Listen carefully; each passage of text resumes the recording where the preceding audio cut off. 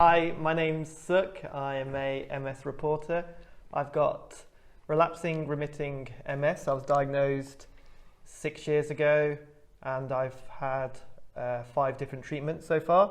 So today I'm going to be talking with Robbie about progression with MS and our different journeys so far. Hi, my name is Robbie and I'm a reporter for Shift MS.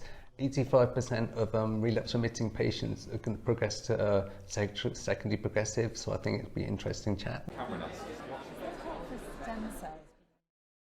When were you diagnosed? In 1991. Wow. I don't think you were born then. No, I was born then. I was up and at 'em. And so when did it all get changed to? Oh right, so look, my MS was benign for 17 years. Right, until I was 37. Yeah. So basically there was nothing, and then from 37 to 40, I had like back-to-back relapses. Yeah, yeah. And it left me disabled. Yeah, yeah. Right, and I've been using a wheelchair the last 5 years, so that's why I've known physically why it's progressed. Was from being independent, well, and ambulatory, I'm not now. And during those 17 years when it was benign, how were you feeling? Like, were you getting? Oh, I'll tell you what. Right, I was benign, but I had relapse remitting, but it was really bad because there were no drugs for relapse remitting, and I used to wet myself in public. Yeah. And it was embarrassing, and I've got a really big collection of black jeans because I realised black's the colour to wear when you wet yourself. That's what I do generally. Yeah. Really scary. There were no drugs for it, and I was just left in the cold, and with no hope. Were you aware of progression? Yeah, I likened it always to, and I still do, to a wire almost, and it's slowly itching away, and then at one time it might just break. Right. See, and that was my analogy from how I understood it from. Right, initiation. So that's basically what progression is. Relapse remitting is when your myelin gets damaged, and then progression is where actually the nerve gets destroyed. Yeah, yeah. Right, and then the connection lost completely. They might find a new connection, but if they might not. And somebody was talking about a pool almost, like you have a reserve, you can tackle it, and the younger you are, you've got a more reserve, and naturally, as people get older, they lose it. What were you thinking at that time? Like it's right, so people usually if you got relapse remitting, it progresses after 20 years, so it's not really something you can think about until it's happened. So I never thought about it, so I was sort of in fairly good health and I could still do what I wanted, so it wasn't an issue for me because I didn't think about it. Maybe I should have. No, but I think that's exactly the nail on the head. When you're fine, so to speak, I definitely don't think about it. You just get on with life, and it's only when something happens you're like, damn it. No, absolutely. I mean, that's what I'd say. I think none of us know what's going to happen to us anyway, but do what you can while you can. Now I'm going to go parachute for the MS Society, and I saw something, wheelchair skiing, so I'm going to do that as well because I've used a wheelchair. I don't know, I saw it in Instagram. The reason I had this image of you doing the parachuting straight into the skiing. That's a sort of James Bond thing, isn't it? It goes to show you can still do what you want, but in a different way. Disability doesn't mean you can't do it. Life stops, but it's your attitude as well. Yeah. Right. I use a wheelchair, and I absolutely hate the wheelchair. Right. And I cycled 15 years. I was really active, but I knew without that wheelchair, I couldn't do anything. I'd do everything I want. I'd go to gigs, and it was really good because in the wheelchair I get right at the front. But I think it's really important to embrace things that would help you.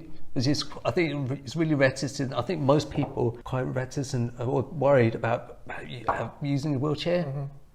No, it's definitely because only a couple of months ago my leg completely went, and I found it so hard to use even a walking stick in public. So that psychological side was something I'd planned for, but when it was happening, it was so hard. The wheelchair was a marker because sometimes I'd go past a shop window, and I see myself, I don't recognise myself. No, I can imagine. Right, and it makes my heart sink. It really does. Yeah. But without that chair, wouldn't be able to do anything.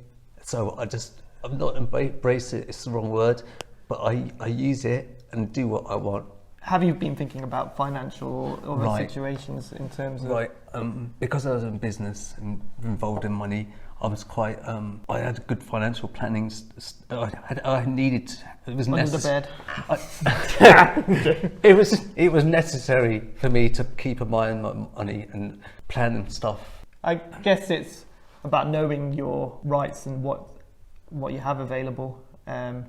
Even now, I was looking at my pension, for example, and all these type of things that I just avoid looking at. Right, that's because you're young, right? But people really should look at their pensions anyway, because when we're old, pensions are going to be not as government pensions aren't going to be as generous as they are now. Now with DMDs, your time's extended, and some people will never get to progressive MS.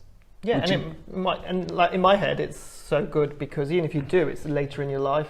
Right. And for me, it's all about, regardless if you have MS or not, the time when you're young is the time to make hay. It's reassuring that so much is being put on that period, and things like quality of life, rather than just concentrating on lesion loads, etc. It's like, how are you feeling? What are you doing? And looking at those kind of things. So for me, quality of life is everything.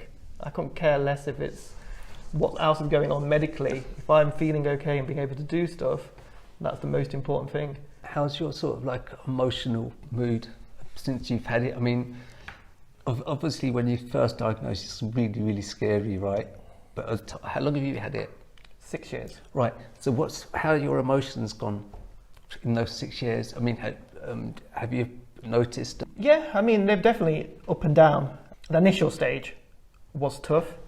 And again, it wasn't just tough for me, but for the family. I was just newly engaged, thinking about marriage, etc. Completely different mindset to life. So I even remember saying to my wife, just leave me now because I'll be a burden on you. You know, it's not fair on you, etc. So there's a lot of emotions. And like I said, I was trying to do the best for others. But in reality, nobody had said anything like that to me. It was just myself saying it to myself. And then as time's gone by, it's always been there, but been relatively stable. But out of nowhere, it can suddenly, that spiral can come. Have you had any bad relapses?